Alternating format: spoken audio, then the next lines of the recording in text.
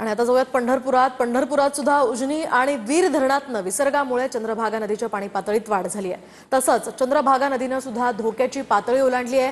पंढरपुरातील व्यास नारायण वस्तीमध्ये हे पाणी आता शिरण्यास सुरुवात झाली आहे। तर प्रशासनाकडून जवळपास 100 कुटुंबांचं स्थलांतर करण्यात आलंय।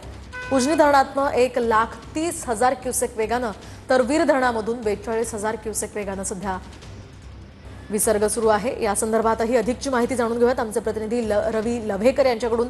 रवी, काय अधिकचे अपडेट्स पंढरपुरातले?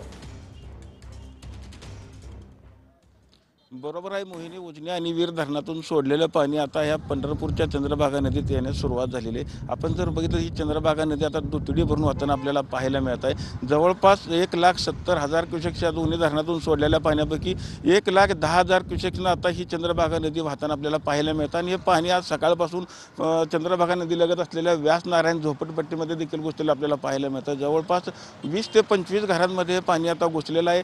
कालच प्रशासनानं करत तेथील लोकांचं स्थलांतरित केलं होतं आणि या पाण्याची पातळी अजून एक 5 ते 10 फूट वाढण्याची शक्यता देखील प्रशासनानं वर्तवलेली आहे। या भागातील जे नगरसेवक आहेत पापरकर यांनी देखील येथील सर्व लोकांची राहण्याची खाण्याची सगळी व्यवस्था केलेली आहे। त्याचबरोबर मंदिर प्रशासनाने देखील काही संत पेटील भागातील कुटुंब स्थलांतरित त्यांची व्यवस्था मंदिर समितीने केलेली आहे। असं एकंदरीत प्रशासन आता पूर्ण अलर्ट मोड आलेला आपल्याला पाहायला मिळत आहे। जे काही भाविक चंद्रभागा नदीमध्ये स्नान करता येतात त्यांना देखील आता मज्जाव करणे प्रशासनाकडून या सगळ्या गोष्टी नक्कीच रवी, या संदर्भातली अपडेट्स तुमच्याकडनं जाणून घेत राहणार आहोत। तुर्तास धन्यवाद दिलेल्या